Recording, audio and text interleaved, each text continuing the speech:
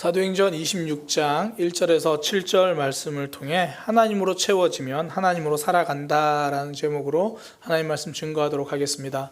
하나님으로 채워지면 하나님으로 살아가게 되어 있습니다. 앞서 광고 시간에 말씀드렸듯이 오늘이 어린이 주일입니다.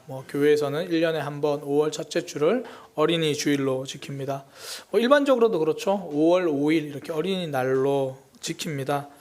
그렇게 지키는 의미를 포괄적으로 말한다면 아이들에게 좀 잘해주자, 아이들이 행복하게 자랄 수 있도록 해주자, 그런 의미겠죠. 저는 이걸 다른 말로 아이들에게 좋은 것으로 채워주자, 그렇게도 표현하고 싶습니다. 작년에 나온 영화인데요, 모가디슈라는 영화에 보면 그 장면 중에 어린이들이 등장하는 장면이 잠시 나와요. 원래 이 모가디슈라는 영화 자체 내용은 이 아프리카 모가디슈 지역에 이 남한 대사관 사람들과 북한 대사관 사람들이 내전으로 인해서 거기를 탈출해야 하는 그 탈출 과정을 그린 영화입니다. 그 영화 중에요, 이제 북한 대사관 사람들이 북한 대사관에 있는 아이들과 함께 남한 대사관으로 들어오는 장면이 있어요. 이제 들어와서 계단으로 올라가는데 그 올라가는 중에 88 서울올림픽 그 기념 모습, 그 마스코트가 이렇게 있습니다. 북한 어린이들이 거기에 관심을 가지는 장면이 딱 나오는데요. 아이들이 관심을 가지니까 북한의 어른들이 아이들을 거기에 관심 갖지 못하게 얼른 계단 위로 올라가는 장면이 짧게 나와요. 저는 그 짧은 상황인데도 많은 생각이 들더라고요. 그러니까 남한과 북한 서로를 경계해야 한다. 서로로 거리 두어야 한다. 또 서로를 향하여 나를 세우는 그런 모습을 유지해야 한다. 어른들이 아이들에게 그걸 가르치고 있는 그런 모습이죠. 또 하나 참 보면서 마음이 씁쓸했던 장면이 모가디슈 아이들, 그 아이들의 모습이었습니다. 이제 북한 그 대사관 직원들이 이탈리아 대사관으로 가서 탈출하기로 해요. 이탈리아 대사관으로 가는 길에 모가디슈 아이들을 만나요. 아이들을 대략 짐작해 보건대 한 10살 전후 굉장히 어린 꼬마들인데요. 그 꼬마들이 어깨에 총을 메고 있어요. 장난감 총이 아니라 진짜 총을 메고 사람들을 겨누고 있어요. 그러니까 장난감 총을 가지고 그냥 자기들이 빵이야 그러면서 놀아야 될 아이들이 진짜 총을 사람들에게 겨누고 그리고 그걸 장난으로 여겨요. 진짜 총을 쏘는 것도 사람을 죽이는 것도 그들은 놀이처럼 생각한다고요. 그 모습을 보면서 참 씁쓸하더라고요. 어른들로서 참 아이들에게 무엇을 채워주어야 하나 그런 생각이 들어요. 얼마 전에 우리나라에서 전 세계적으로 굉장히 좀 선풍적인 인기를 끌었던 드라마라고 해야 되나요? 그 오징어 게임이라는 그 드라마가 있었잖아요. 저도 집에 TV가 없어서 그걸 보지는 못했는데 거기에 보면 흔히 우리가 추억 게임이라고 하는 게임들이 많이 나왔다고 그러더라고요. 오징어 게임도 나오고 무궁화꽃이 피었습니다도 나왔대요. 한참 이제 그 유행할 때 제 친구죠, 김현수 목사님이 그런 이야기를 하더라고요. 그 아파트에서 보니까 아이들이 아파트 거기서 1층에서 이 오징어 게임을 그 무궁화꽃이 피었습니다 노래를 하고 있더래요.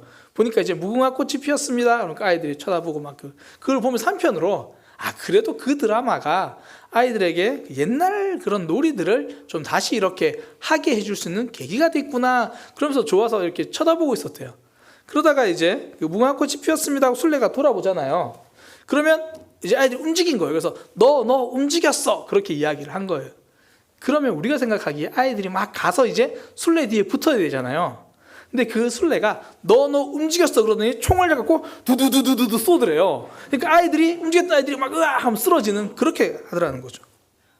그 드라마 자체에서 아마 그런 내용이 나오나 봐요. 참 그 이야기를 듣는데 참 무섭다라는 생각이 들더라고요. 저는 그런 의미에서 우리 주일학교 선생님들이 참 고맙습니다. 앞서 광고도 이야기했지만 이번에 이제 어린이 주일을 맞이해서 방주를 지을 사람을 찾으라는 주제로 이제 그걸 준비하고 있잖아요. 말씀과 놀이를 통해서 아이들에게 믿음을 심어 주려고 하는 거죠. 하나님을 향한 마음들을 채워 주려고 하는 거죠. 그러니까 우리 삶에 어떤 생각으로 채워져 있는가? 무엇으로 채워져 있는가? 이건 아이들뿐 아니라 정말 우리 모두에게, 목회자인 저 자신에게도 굉장히 중요한 문제입니다. 사실 무엇으로 채워져 있는가가 삶을 결정하잖아요.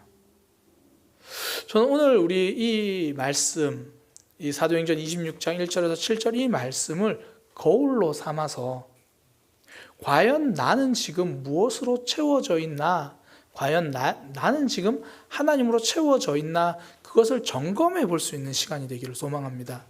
말씀이 거울이고 말씀이 기준이잖아요. 오늘 말씀을 통해 과연 하나님으로 채워져 있는 사람은 어떻게 다른가? 내 안에 채워진 것이 무엇인지를 어떻게 알 수 있나?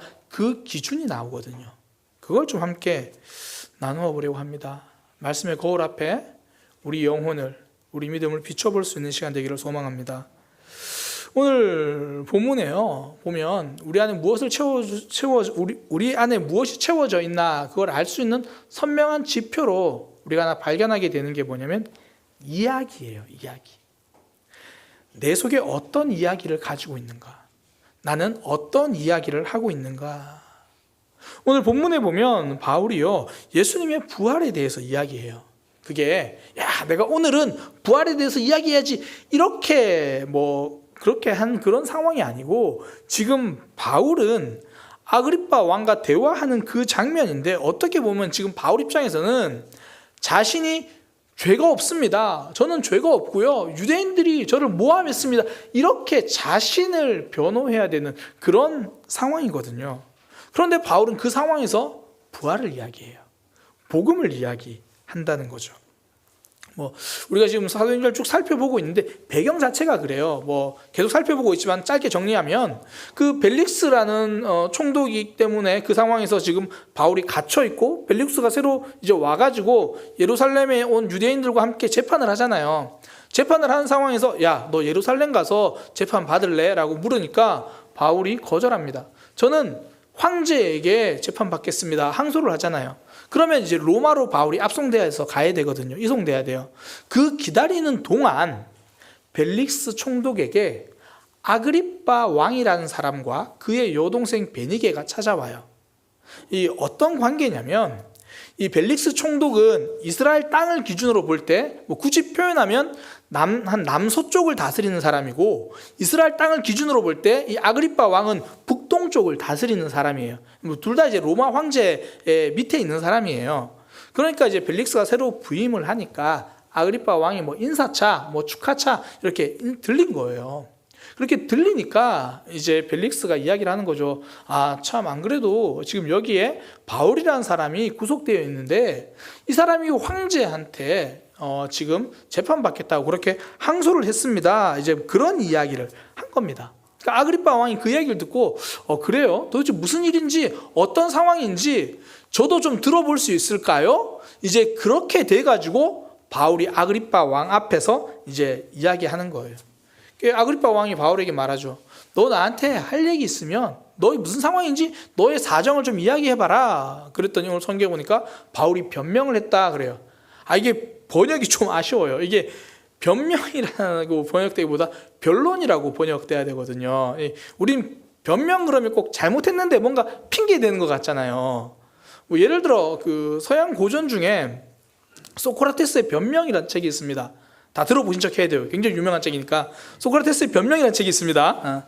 근데 그게 내용을 보면 변명이 아니라 변론이거든요. 소크라테스가 최후 진술을 하는 내용이에요. 그러니까 이것도 마찬가지로 바울이 변론을 하는 거예요. 그러면 바울이 변론을 하기로 했으니까 앞서 이야기한 것처럼 전 정말 억울합니다.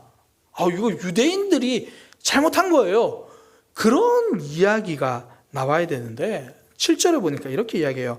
아그리빠 왕이요, 이 소망으로 말미암아 내가 유대인들에게 고소를 당한 겁니다. 그래서 핵심은요, 유대인들에게 고소당한 게 핵심이 아니라 소망에 대한 이야기 때문이에요. 그렇게 이야기하는 거예요. 이 소망이 뭐냐면 예수님의 부활인 거예요. 그러니까 바울은 이 상황에서 내 이야기를 한 게 아니라 부활, 내가 믿는 부활에 대한 이야기를 하는 겁니다. 그 이유가 뭐냐면 바울 속에는 예수님의 부활이 채워져 있기 때문이에요.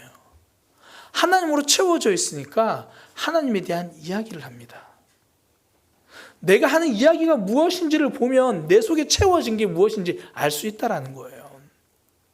한 남성이 이제 소개팅을 나갔어요.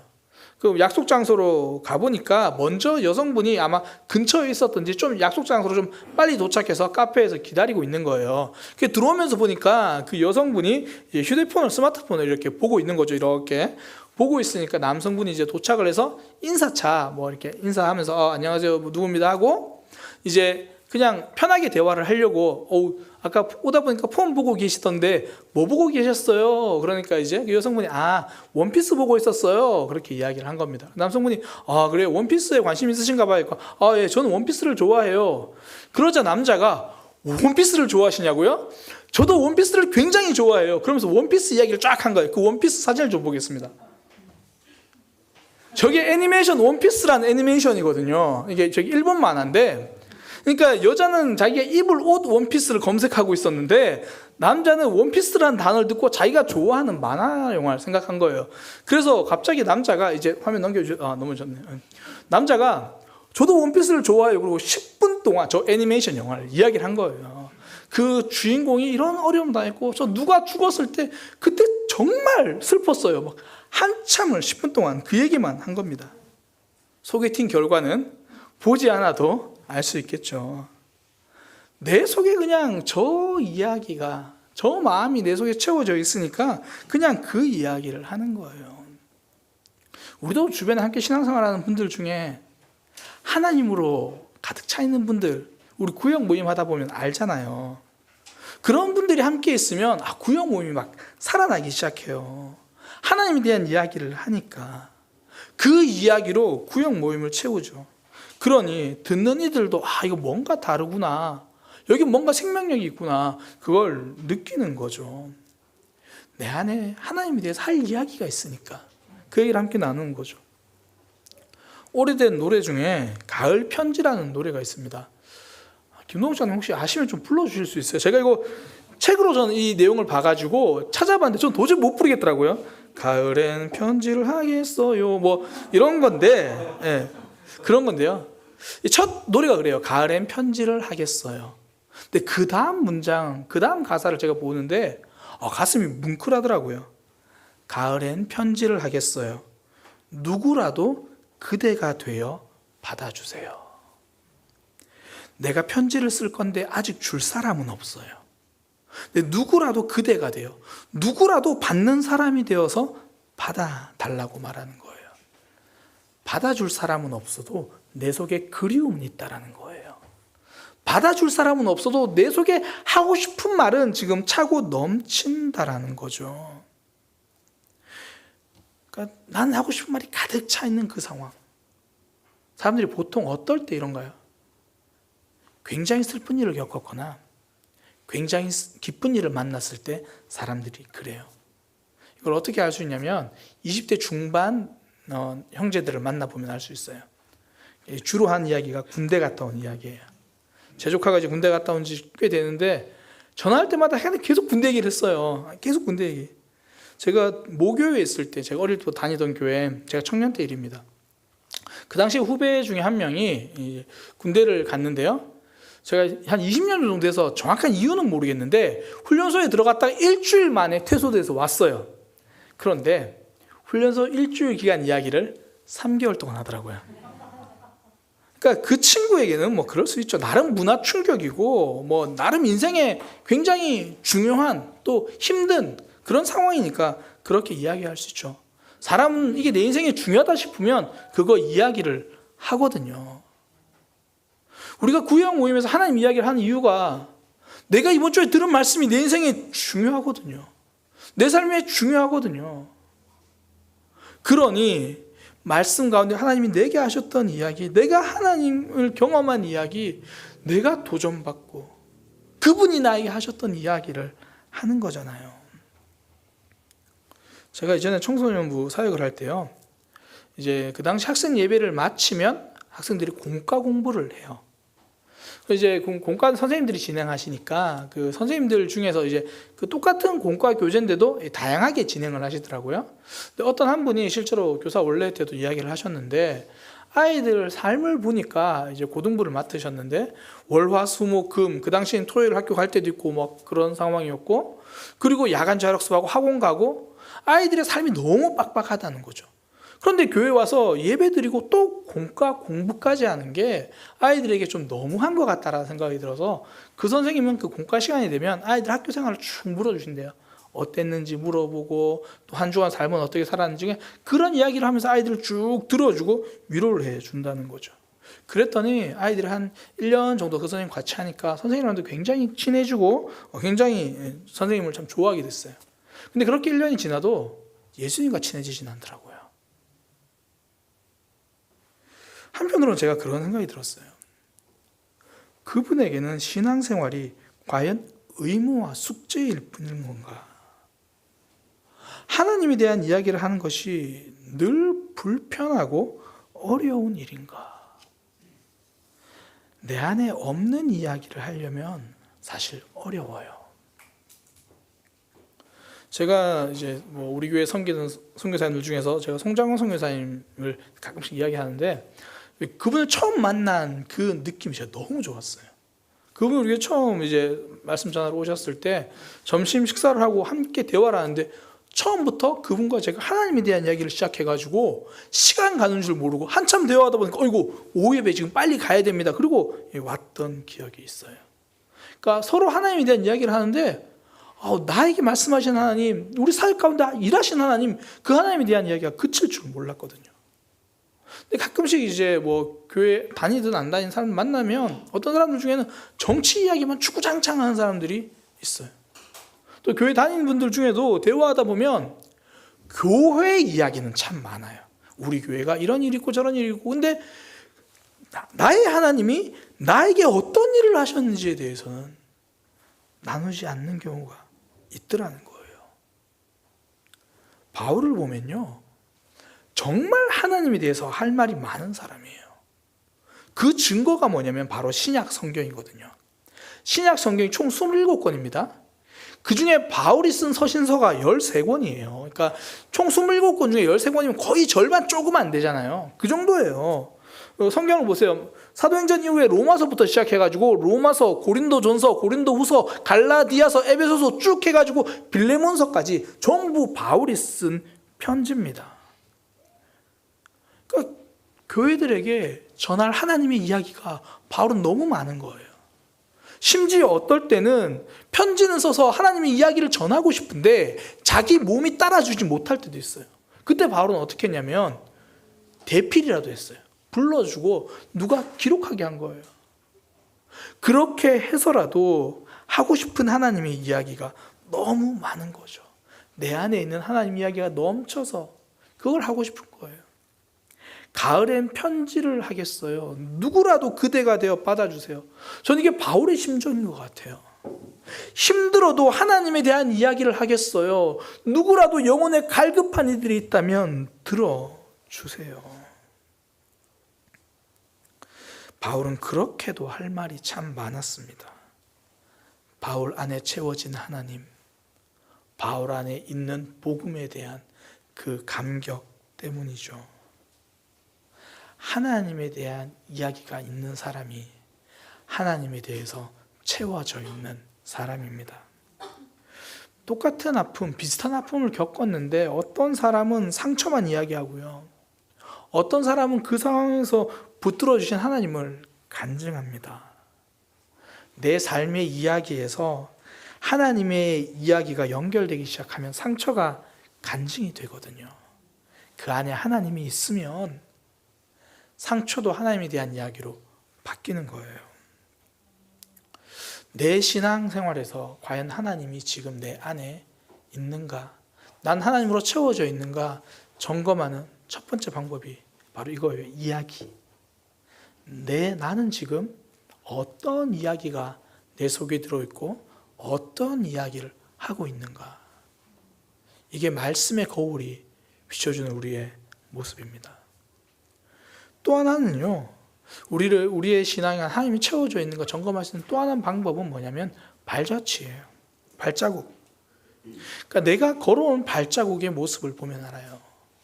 바울이 지금 자신의 삶을 이야기했는데 처음에는 젊었을 적 이야기를 해요. 4절하고 5절에 보면 그래요. 내가 젊었을 때 생활한 상황을 유대인들이 다 압니다. 그 당시에는 종교적으로 엄격한 바리새인 생활을 했다라고 이야기를 하거든요. 젊은 시절에 바울의 발자국을 보면 신앙적이기보다는 종교적이었습니다. 왜냐하면 그때는 그 바울의 안에 하나님이 없었거든요. 그러니 그 발자취가 율법을 지키는 것, 다른 사람을 정죄하는 것, 다른 사람을 공격하고 판단하는 것, 전부 그 발자국이 남아있는 거예요. 그러던 바울이 예수님을 만나고 나니까 달라지죠. 당장 오늘 이렇게 바울이 감옥에 갇혀있는 이유도 곳곳을 다니면서 복음을 전했기 때문이거든요. 바울이 이방인들에게 계속 복음을 전하니까 유대인들이 그게 싫은 거예요. 그래서 바울을 고발하고 잡으려고 하고 죽이려고 하고 그러는 거죠. 바울 안에 하나님이 채워지고 복음이 채워지기 시작하니까 그전에는 공격하던 사람이 이제는 살리는 사람이 되어 있는 거죠.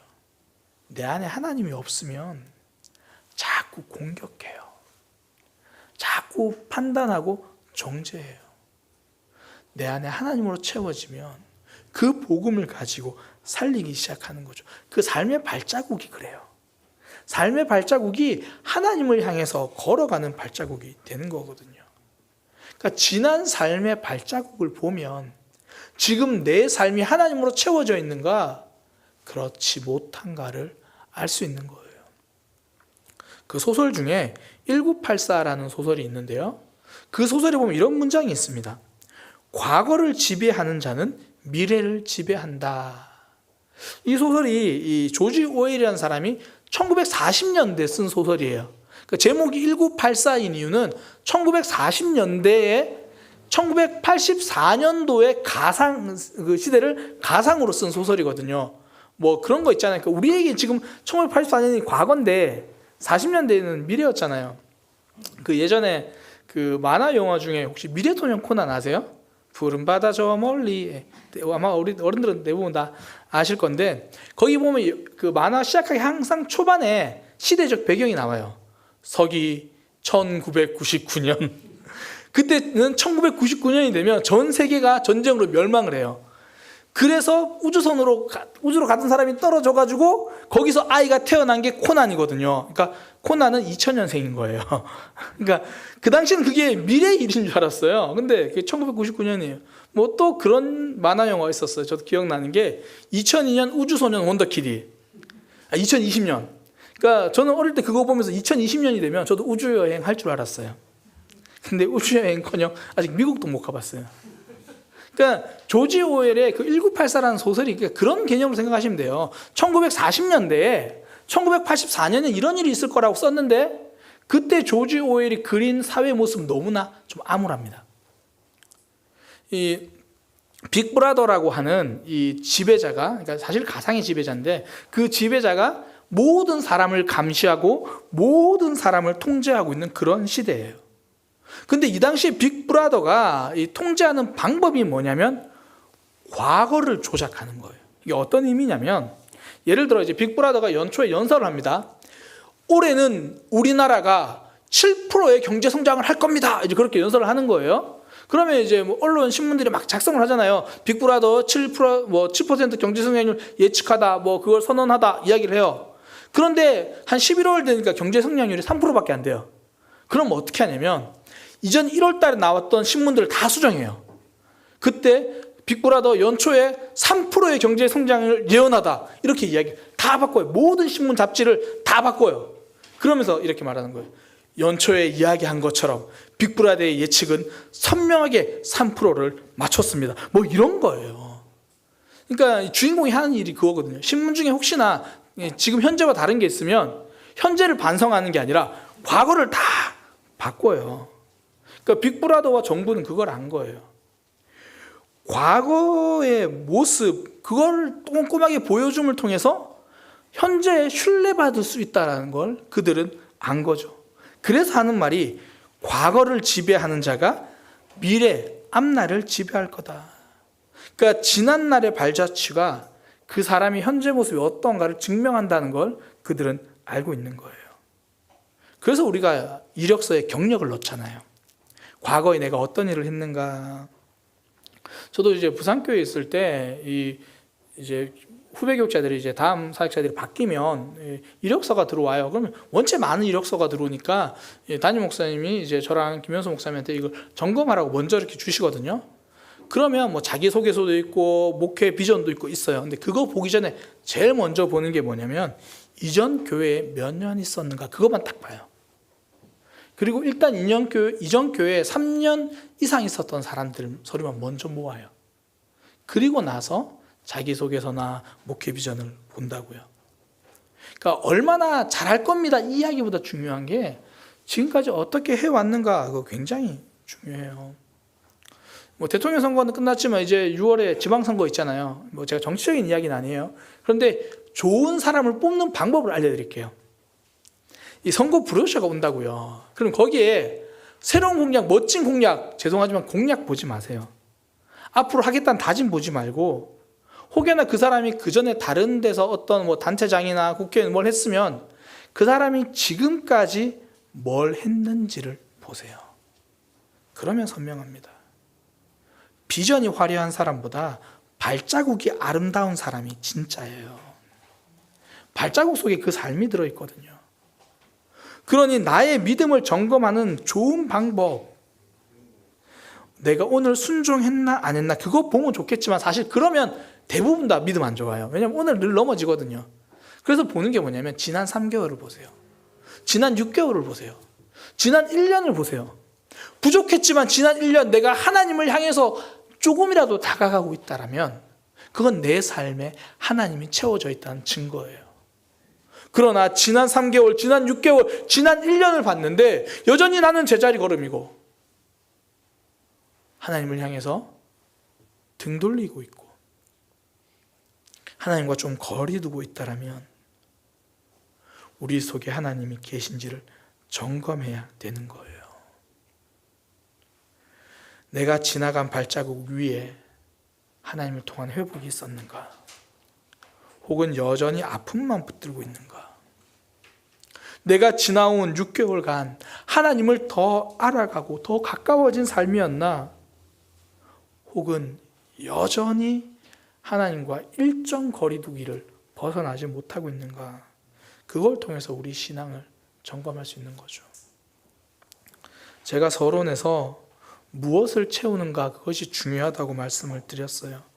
우리 속에 하나님으로 채워져 있는가 그렇지 못한가. 오늘 말씀을 거울 삼아 우리는 비춰볼 수 있는 거예요.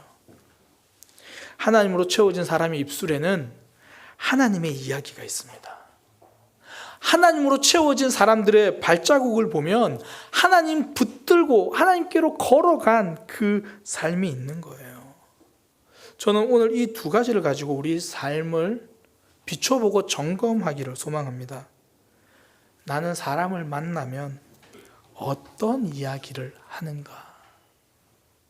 나의 지난 발자국은 하나님과 가까워지는 발자국인가? 단순히 점검하고 점수 매기자는 의미는 아닙니다. 이것을 기준으로 다시 우리의 삶을 하나님으로 채우자는 의미죠. 점검해 봤는데 하나님에 대한 일하심 이야기보다는 상처만 있고 공격만 있고 정말 이야기 속에 다른 사람에 대한 이야기만 혹여나 가득 차 있다면 지금이라도 방향을 수정하는 거죠. 하나님으로 채우기 위해서 더 기도하고 말씀 붙들고 그러면서 다시 하나님을 채워가는 거예요. 그러면서 하나님 앞에 엎드리는 거죠. 또 점검해 보니까 부족하지만 그래도 내가 하나님에 대한 이야기를 하고 있었다면, 부족하지만 하나님께 한 걸음 한 걸음 걸어가고 있었다면 말씀의 거울로 비춰보니까 그게 맞는 거잖아요. 그럼 흔들리지 마세요. 광야에 떨어져서 그 아무도 하나님의 이야기를 하지 않고 있는데 나는 그곳에서 홀로 하나님의 이야기를 하고 있어서 외로웠다면 외롭지만 바른 길이었던 거예요. 흔들리지 마세요. 그 길 걸어가는 겁니다. 그렇게 용기 내는 거예요. 우리는 항상 이렇게 말씀의 거울 앞에 섭니다. 그래서 나를 점검하고 하나님으로 채우는 거예요. 그런 의미에서 오늘 결론적으로 함께 이 찬양을 하기를 원합니다. 하나님으로 채우기 원합니다. 하나님으로 채우기 원합니다. 오소서 진리의 성령님, 이 땅 흔들며 임하소서. 거짓과 탐욕, 죄악으로 무너진 우리의 가슴을 깨끗하게 하여 주옵소서. 오소서 은혜의 성령님, 하늘 가르고 임하소서. 우리 이 찬양 함께